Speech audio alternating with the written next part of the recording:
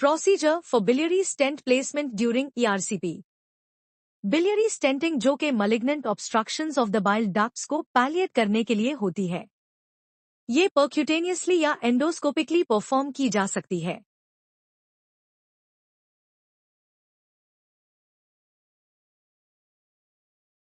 Endoscopic biliary stent replacement के लिए जरूरी डिवाइसेस है। एक ईआरसीपी कैथेटर, गाइड वायर और एक डिलीवरी सिस्टम जिसमें बिलियरी स्टेंट होता है। एजेस बिलियरी स्टेंट्स के 4 टाइप्स होते हैं। सबसे ज्यादा पॉपुलर स्टेंट डबल बे एजेस है, क्योंकि इसकी फ्लेक्सिबिलिटी और कॉन्फॉर्मेबिलिटी बहुत अच्छी होती है और डिप्लॉयमेंट के दौरान शॉर्टनिंग कम होती है। स्टेंट पार लगे ट्यूबुलर गोल्ड मार्कर्स रेडियोपैसिटी और फ्लोरोस्कोपी में विजिबिलिटी को बढ़ाते हैं। गाइड वायर स्ट्रक्चर को क्रॉस करने में मदद करता है और डिलीवरी सिस्टम को उस जगह तक ले जाता है। ये गाइड वायर स्ट्रक्चर की लंबाई को ज्यादा एक्यूरेसी के साथ मेजर करने के लिए भी इस्तेमाल होता है।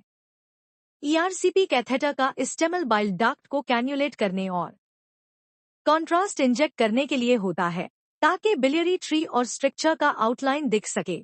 एंडोस्कोप को ड्यूओडेनम में ले जाया जाता है और मेजर पैपिला को विजुअलाइज किया जाता है। ईआरसीपी कैथेटर एंडोस्कोप के जरिए इंसर्ट किया जाता है और पैपिला को कैन्युलेट किया जाता है। कॉन्ट्रास्ट मीडियम इंजेक्ट किया जाता है ताकि स्ट्रक्चर का पोजीशन और लेंथ दिखाई दे सके। स्ट्रक्चर को हाइड्रोफिलिक गाइड वायर की मदद से क्रॉस किया जाता है। ये वायर स्ट्रक्चर की लंबाई को मेजर करने के लिए भी उसे हो सकता है। अगर कैन्युलेशन वायर का टाइप फ्लेक्सिबल हो तो उसे स्टिफर वायर से रिप्लेस करना पड़ सकता है ताकि स्टेंट इंसर्ट किया जा सके।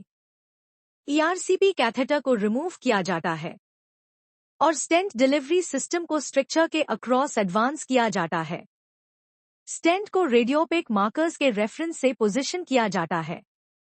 ये स्टेंट स्ट्रक्चर के दोनों एंड से 1 से 2 सेंटीमीटर्स तक एक्सटेंड करना चाहिए। रिस्ट्रेनिंग शीट को अनलॉक करके धीरे धीरे विथड्रॉ किया जाता है और स्टेंट का position real time fluoroscopic control के अंडर मेंटेन किया जाता है। जब स्टेंट पूरी तरह डिप्लॉय हो जाता है तो डिलीवरी सिस्टम को रिमूव कर दिया जाता है। ज्यादातर स्टेंट्स फौरन फुली एक्सपैंड नहीं करते, क्योंकि शेप मेमोरी बॉडी टेम्परेचर पर एक्टिवेट होती है।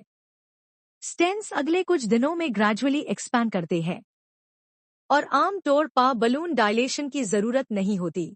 नॉलेज बढ़ाने के लिए हमारे साथ जुड़े रहे, लाइक करें, शेयर करें और सब्सक्राइब करें।